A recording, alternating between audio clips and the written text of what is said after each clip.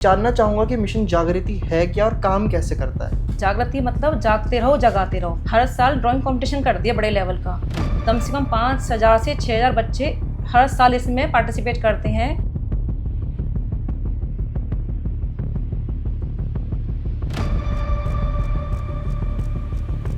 महिला होने के नाते मैं खुद कहती हूँ कि वाकई में बहुत दिक्कत होती है कि लेडीज़ को बाहर निकलने में। उससे आगे मैं नहीं बढ़ पाई। आज मुझे इस बात को बहुत पछतावा है। तो हम देखते हैं कि सरकार भी कहती है कि हम सहयोग करेंगे, जो ऐसी संस्थाएं हैं जो लोगों के लिए काम कर रही हैं या विमेन एम्पावरमेंट के लिए काम कर रही है, तो सरकार से किस तरीके का सहयोग आपको मिलता है? सरकार से देखो, अभी तो हमें ना के बराबर सहयोग मिल रहा है। हम एक प्रोजेक्ट आपका और चलता है, बर्थडे सेलिब्रेशन। जी, क्या है वो प्रोजेक्ट, वो आप हमारे दर्शकों को बताइए। अब जैसे कि हमने देखा कि अभी ऑपरेशन सिंदूर हुआ, हमारे जो आर्मी जवान हैं और जितने भी आर्म फोर्सेस हैं उन्होंने अपना पराक्रम दिखाया। जी। क्या कहना चाहेंगे? और मैं तो ये भी देख रहा हूँ कि उसके अंदर जो इस ऑपरेशन को जिन्होंने लीड किया वो भी महिला थी। ये सेवक कुछ भी नहीं है, तो शून्य है हम लोग उनके सामने जो देश के लिए करते हैं।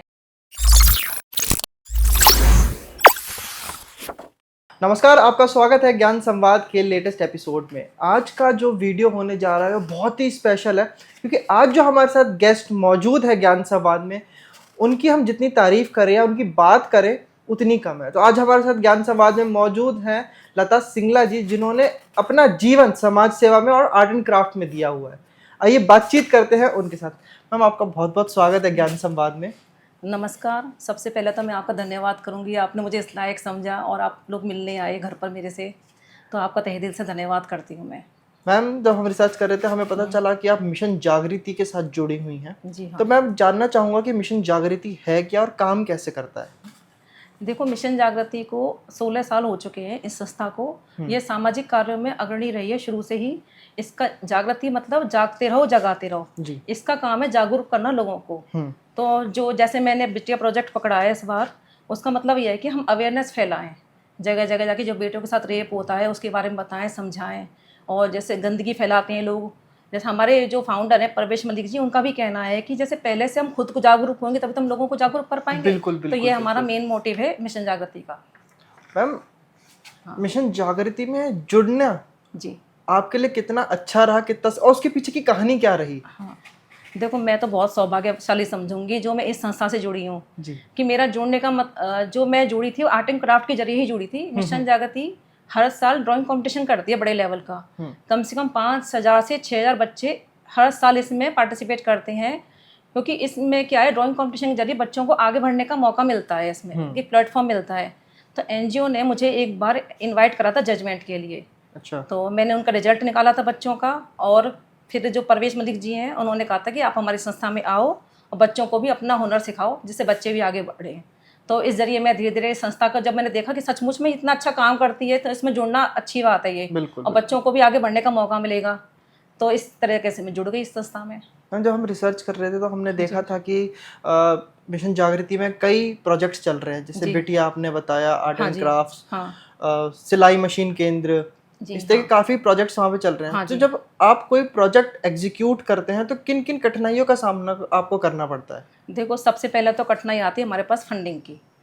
फंडिंग कहते हैं कि जब तक हमारे पास धन नहीं होगा तो हम कैसे काम कर पाएंगे, क्योंकि हर जगह हमें धन की जरूरत होती है। जी। तो मैं सभी इससे अपील करती हूँ कि हमें मतलब ज़्यादा से ज़्यादा सहयोग करें। और जो टीम है, एक टीम की जरूरत होती है। कहते हैं ना, अकेला चना बाहर नहीं फोड़ सकता। बिल्कुल। तो इसलिए कहते हैं संगठन में ही शक्ति है। तो ज़्यादा से ज़्यादा महिलाएं हमारे से जुड़ें आके, जिससे हमें भी इतनी प्रॉब्लम का सामना ना करना पड़े और आगे बढ़ें, अपना आगे काम फैलाएं इसमें। जैसे हम देखते हैं कि सरकार भी कहती है कि हम सहयोग करेंगे, जो ऐसी संस्थाएं हैं जो लोगों के लिए काम कर रही हैं या विमेन एम्पावरमेंट के लिए काम कर रही है, तो सरकार से किस तरीके का सहयोग आपको मिलता है?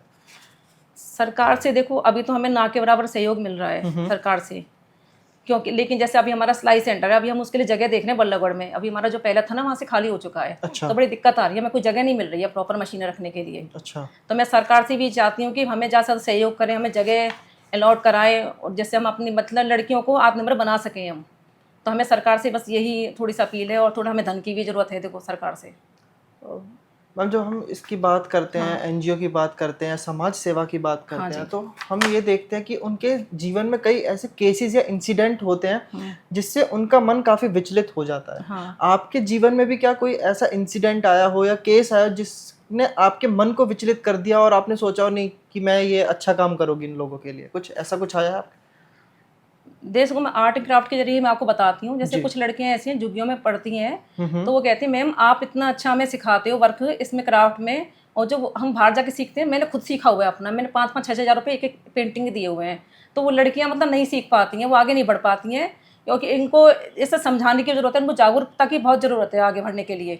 मेन होता है देखो पैसे की कमी, पैसा हो तो जैसे कहते हैं ना पैसा हो तो सब कुछ संभव है, सब कुछ संभव ये है। है। तो तो मैंने भी खुद झेली हैं सब चीज़ें, मतलब शुरू में जैसे मेरी भी आप जर्नी सुनोगे, जी। मैंने फाइन आर्ट से एमए शादी के बाद किया है। तो मेरे मम्मी पापा बाहर भेजते नहीं थे पढ़ने के लिए, और जयपुर भी मुझे जाना था, तो जो भरतपुर में था मैंने वही मतलब किया, उससे आगे मैं नहीं बढ़ पाई। आज मुझे इस बात का बहुत पछतावा है। मैम एज अ विमेन घर से कैसा खासा सपोर्ट मिलता है इन समाज सेवा के कार्यों के लिए? देखो एक महिला होने के नाते मैं खुद कहती हूँ कि वाकई में बहुत दिक्कत होती है एक लेडीज़ को बाहर निकलने में। उसको हस्बैंड को बच्चों को सब कुछ देखना पड़ता है, तब जाके वो आगे बढ़ पाती हैं। तब सब मैं खुद कहती हूँ सबसे पहले परिवार है, बाद में देखो समाज सेवा है। अपने परिवार को बैलेंस लेके चलना पड़ता है एक महिला को। तो मतलब आपने कैसे बैलेंस किया हुआ है वो थोड़ा आप हमें हमारे दर्शकों को बताइए कि जिससे घर भी सही तरीके से चल रहा हो, जो समाज सेवा है उन कार्यों में भी कोई बाधा नहीं आ रही है? वो देखो सबसे पहले होती है हस्बैंड की सपोर्ट। यदि हस्बैंड सपोर्ट करती है तो हम खुद आगे बढ़ सकते हैं। मेरे हस्बैंड ने मुझे बहुत सपोर्ट किया है इस मामले में। लेकिन क्या है कि देखो अपने घर परिवार को देखते हुए हमें आगे बढ़ना चाहिए, बच्चों को भी हमें देखना चाहिए कि ये नहीं है कि ऐसे एक समाज सेवा की वजह से अपने परिवार को खराब कर दो, ये भी नहीं होना चाहिए। जी। मैं ये जानना चाहूँगा कि मिशन जागृति में और क्या क्या नए प्रोजेक्ट्स अभी आ रहे हैं जो हमें जानने चाहिए कि समाज के लिए और अच्छे हो सकते हैं? हाँ, जैसे बिटिया प्रोजेक्ट मैंने पकड़ा ये वाला जी। ये इसमें आगे मैं काम करूंगी और ज़्यादा से ज़्यादा अवेयरनेस फैलाऊंगी इसके लिए। नया प्रोजेक्ट ये है, एक हमने ब्यूटी पार्लर और खोला है एनजीओ में। अच्छा। तो इसमें जो अभी मेरे सामने इसी साल 10 लड़कियां ट्रेंड हो चुकी हैं और उनको काम भी मिल चुका है 10 लड़कियों को, तो वो आत्मनिर्भर बन रही हैं। एक हमारा वृद्धाश्रम भी खुला है अभी नया, अभी उसमें बुजुर्ग तो नहीं आ पाए हैं लेकिन बिल्डिंग तैयार हो गई है अच्छे से। तो जो लोग जैसे किसी के जैसे आजकल पता है ना कैसे जनरेशन है, माँ बाप को घर बच्चे निकाल देते हैं बाहर, तो उनको सहारा मिलेगा हमारे एनजीओ में। एक हमारा चलता है पर्यावरण प्रोजेक्ट इसमें जी। तो पर्यावरण प्रोजेक्ट जैसे चारों तरफ ग्रीनरी बढ़ाएंगे, अपनी हरियाली फरीदाबाद में फैलाएंगे, इस तरह से प्रोजेक्ट चल रहे हैं हमारे। हम एक प्रोजेक्ट आपका और चलता है बर्थडे सेलिब्रेशन जी। क्या है वो प्रोजेक्ट, वो आप हमारे दर्शकों को बताइए। बर्थडे सेलिब्रेशन ये है कि जो बच्चे नहीं मना पाते हैं, अपनी थोड़ी धन की कमी के चक्कर में बर्थडे नहीं मना पाते हैं, जैसे कहते हैं ना बच्चों को भी खुशियाँ चाहिए जी, तो उन बच्चों के चेहरे पे खुशियाँ लाने के लिए हमारे मिशन जागृति में जो अब प्रेसिडेंट हैं भावना चौधरी जी, वो बर्थडे प्रोजेक्ट चलाती हैं, उन बच्चों का बर्थडे मनाती हैं। और जिन बच्चों को अपना बर्थडे पता भी नहीं है, जैसे कब उन्होंने जन्म लिया, गरीब माँ बाप होते हैं नहीं ध्यान रखते हैं इन चीज़ों का, तो उनको भी हम आधार कार्ड कोशिश करते हैं बनवाने की उसकी, और उनका बर्थडे हर साल मनाते हैं। ये हम आपको क्या लगता है कि एक अच्छा समाज सेवी बनने के लिए किन किन गुणों की ज़रूरत है? एक अच्छे समाज सेवी में भी किन किन गुण की ज़रूरत होनी चाहिए या होने ही चाहिए उनके पास ये गुण?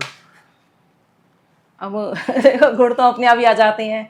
जैसे मैं खुद कहती हूँ, जैसे आज मैं आपके सामने बात कर पा रही हूँ तो मैं नहीं बात कर पाती थी बिल्कुल भी। तो हमें एनजीओ में जुड़ने के बाद मुझे बहुत कुछ सीखने को मिला है।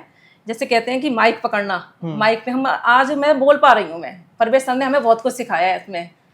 तो अच्छा समाज सेवी के लिए क्या है, देखो अपने आप आते हैं, अपने आप सीखते चले जाते हैं। मैं अपनी गुण क्या बताऊँ। नहीं, जैसे कोई भी और नया आना चाहता है, सपोज कीजिए किसी का मन में आता है कि मेरे को अब समाज सेवा करनी है, तो उसके अंदर और क्या क्या गुण होने चाहिए? देखो ये खुद पे खुद निकलती है समाज सेवा, कुछ अंदर से भी बात होती है। हम किसी को जबरदस्ती नहीं लेके आ सकते हैं कि तुम आओ समाज सेवा करो, ये अंदर कुछ ब्लड के अंदर भी होती है अपनी। जैसे मेरे पापा के अंदर थी ये वाली बात, तो मेरे अंदर आई है ये वाली बात। ये थोड़ा सा मैम मैं ये भी अब जैसे कि हमने देखा कि अभी ऑपरेशन सिंदूर हुआ, हमारे जो आर्मी जवान हैं और जितने भी आर्म फोर्सेस हैं उन्होंने अपना पराक्रम दिखाया जी। हाँ, क्या कहना चाहेंगे? और मैं तो ये भी देख रहा हूँ कि उसके अंदर जो इस ऑपरेशन को जिन्होंने लीड किया वो भी महिला थी। हाँ। कर्नल सोफिया कुरैशी और विंग कमांडर भूमिका सिंह, क्या कहना चाहेंगे आप इस मैं तो ऐसी महिलाओं को सैल्यूट करूँगी सच में। मतलब हम तो कुछ भी नहीं है उनके सामने, जो देश के लिए करती हैं ना, हमारी सेवा कुछ भी नहीं है, तो शून्य है हम लोग उनके सामने, जो देश के लिए करते हैं इस तरह से। तो ऐसी महिलाओं के लिए तो ये समझ लो जितना हम कर सकें उतना ही कम है। उन्होंने जो ऑपरेशन सिंदूर हुआ ये बहुत अच्छा कदम रहा है सरकार के द्वारा, ऐसे कदम होते रहने चाहिए। मैम मेरा आखिरी सवाल है आपसे। आप क्या हमारे दर्शकों को या जो युवा हैं उनको क्या मैसेज देना चाहेंगे समाज सेवा को लेके? देखो, समाज से मैं यही मैसेज देना चाहती हूँ आज के युवा को, समाज सेवा कोई गलत चीज़ नहीं है ये। आप आगे बढ़ो, अपने समाज के लिए कुछ करो और ज़्यादा से ज़्यादा जागरूकता फैलाओ। और जो डीएवी कॉलेज तो हमारे साथ पूरा जुड़ा हुआ है, उसमें सारे युवा हैं, हमारे युवा की टीम भी बनी हुई है। तो युवा टीम में ये संभालते हैं हमारे शिवा, आप उनके साथ जुड़ो, ज़्यादा से ज़्यादा युवा हमारे साथ आएँ और समाज सेवा में आगे बढ़े। बहुत बहुत धन्यवाद मैम, आपने अपना कीमती समय हमें दिया। Thank you. तो ऐसे ही रोचक वीडियोस के लिए, पॉडकास्ट के लिए आप हमें सब्सक्राइब करें, इस वीडियो को लाइक करें, शेयर करें और कमेंट करें कि आप नेक्स्ट वीडियो या पॉडकास्ट आप किस पे देखना चाहते हैं। जब तक के लिए मुझे दीजिए इजाज़त। नमस्कार।